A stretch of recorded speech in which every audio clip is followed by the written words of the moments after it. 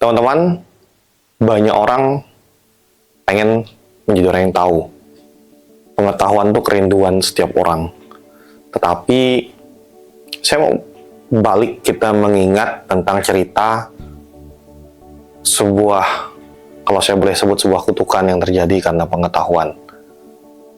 Kalau teman-teman tahu cerita tentang klasik tentang Adam dan Hawa, bahwa kutukan pertama permusuhan, kalau saya sebut permusuhan atau kejatuhan manusia ke dalam dosa itu terjadi karena satu hal, bahwa Adam dan Hawa itu makan satu buah apel kalau orang sebut ya. Dan sialnya ternyata buah itu adalah buah tentang pengetahuan yang baik dan buruk. Sehingga kemudian manusia dihukum Tuhan, dilempar dari Taman Eden. Saya ingin mengatakan bahwa saat ini kalau kita tanya ke diri kita masing-masing, ke teman-teman kita atau orang-orang di sekitar kita, kita pengen menjadi tahu terhadap sesuatu. Tapi pertanyaannya, apakah kita siap ketika kita sudah mengetahui? Saya kira permasalahan utama tentang cerita Adam dan Hawa tadi, dalam refleksi kecil saya, dalam refleksi singkat saya adalah, ini ada persoalan tentang apakah kita itu siap ketika kita mengetahui sesuatu. Apakah kita siap ketika menjadi orang yang tahu? Apakah Adam dan Hawa siap ketika buah itu mereka makan dan mereka tahu tentang yang baik dan buruk, dan mereka tahu bagaimana merespon pengetahuan itu?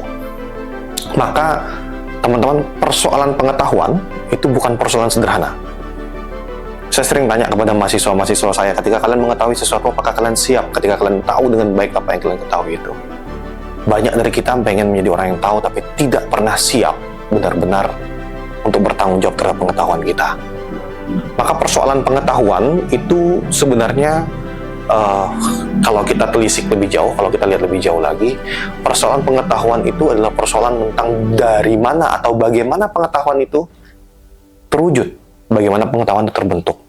Paling tidak dari segala macam teori tentang pengetahuan, filsafat pengetahuan, ada 3 sumber yang menjadi rujukan tentang bagaimana mengetahui. Yang pertama, ada yang bilang bahwa pengetahuan itu tentang bersumber dari wahyu, sehingga pengetahuan yang bersumber dari wahyu itu yang disebut dengan iman. Ada juga yang mengatakan bahwa pengetahuan itu muncul dari intuisi, dan yang ketiga, pengetahuan itu muncul dari akal budi manusia. Sehingga pengetahuan yang muncul dari akal budi manusia itulah yang kemudian menjadi yang kita sebut sekarang dengan ilmu pengetahuan. Diskusi filosofis tentang dari pengetahuan sampai ke ilmu atau ilmu pengetahuan itu bukan diskusi yang singkat, diskusi panjang. Perjalanan panjang sejarah ada dalam situ.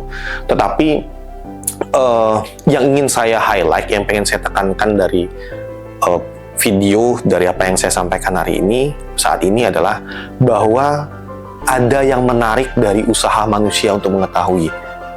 Ada yang unik dari usaha manusia untuk mengetahui.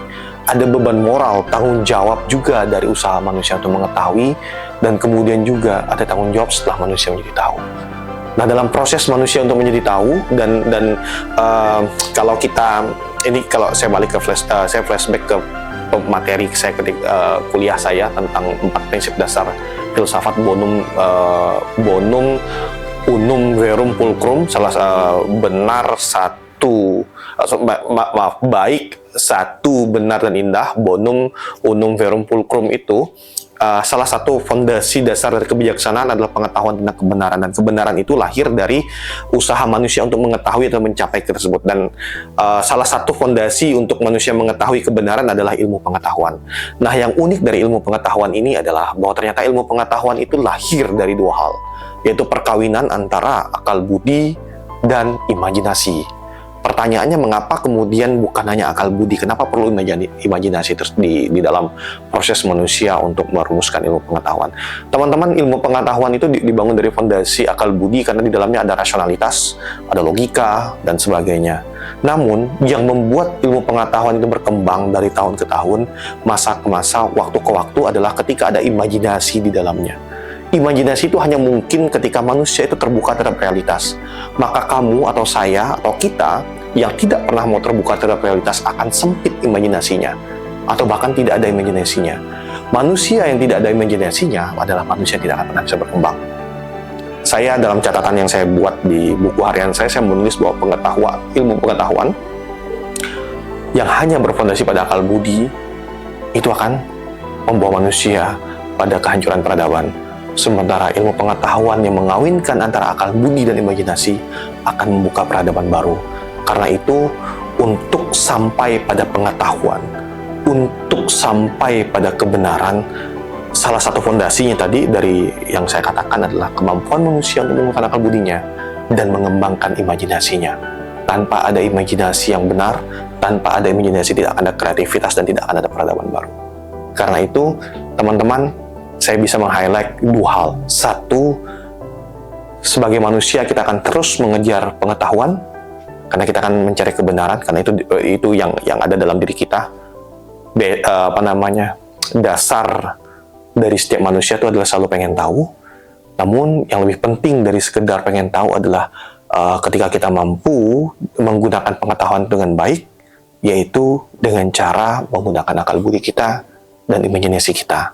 Karena itu mulai sekarang terbukalah pada akal budi dan imajinasi kita, sehingga kita siap untuk memikul pengetahuan.